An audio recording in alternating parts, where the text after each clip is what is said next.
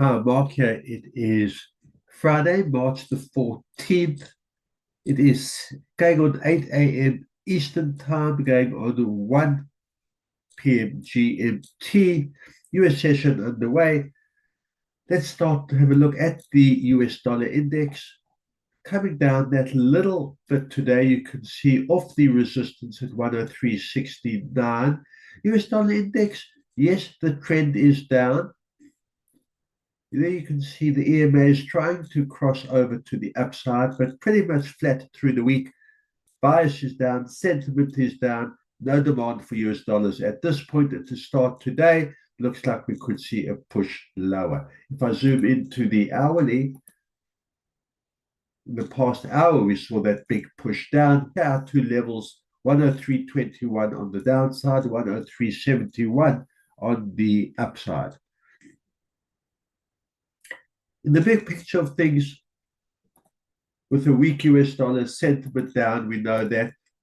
However, it has held pretty strong. I certainly could look at it that way, that the US dollar, after this big push lower last week, 3, 4 big days that was last week, has held pretty strong this week, the US dollar. Let's have a look at the S&P. Can't say the same for the S&P, where the sell-off has been very, very strong all through the week.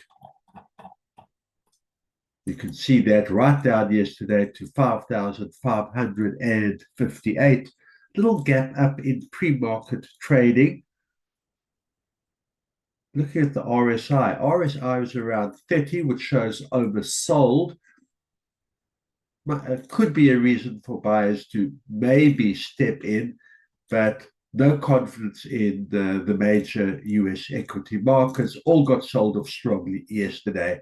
And we'll see today, once Wall Street opens in 1.5 hours, where the sellers continue with what we saw yesterday and come down and test that 5,555 area, end of the week trading, or if buyers could put in any kind of a rally and a bounce and get back up to the 5,675 area.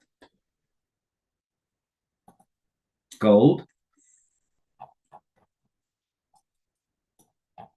We've been talking about it. We have been very bullish in gold, and correctly so. After bouncing off that support at 2,880, higher highs, higher lows, broken through previous resistance at 2,954. There is the 3,000 level, $3,005 today, continuing higher demand for gold as a safe haven status. And now that we have hit that 3,000 level, oversold conditions, yes, certainly some profit taking we must take into account as well. However, demand for gold is very, very strong, and 3,005 is the new resistance. Let's see if buyers test that again during the US session. The support for now, 2,980. Let's have a look at oil.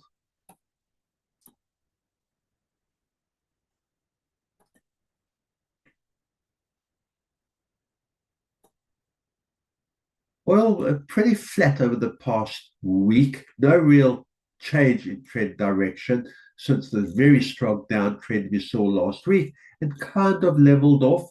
Wide range, $68.64, $70.66. There's your $2,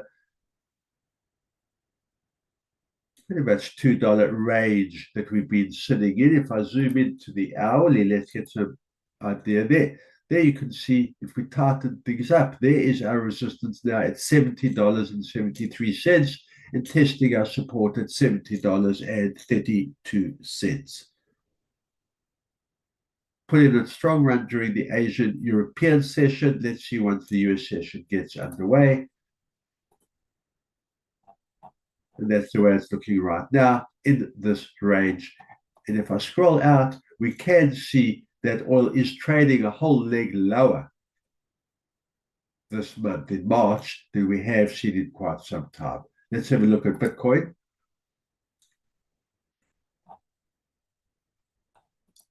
Bitcoin trading pretty much between 80 and 85,000. There's the range from this week. Big sell off last week, but pretty not flat, far from it, but it did bounce up off that support at 76,000. And since then, we've seen price action remain between 80 and 85,000. Today, putting in a bit of a run, you can see that all the way from the 80,000, sitting right now at 83,000. Moving average is flat, trend is flat on the daily. On the daily, I still have in my descending trend line. What I would like to see is come up and test this descending trend line. That would be the high 80,000s, close to 90, and then that could be a lower high and a nice push down and lots of room on the downside. If I go to the hourly, there you can see the range. Support at 80,000, now sitting at 83,000. And I think this 84,000, 84.2 is going to be relevant. Let's see if buyers can take it up to there and be testing it for the third, fourth time, where the sellers do step in or buyers can break above that 84,000 area. Good trading, guys. Keep that discipline. I will see you at end of day.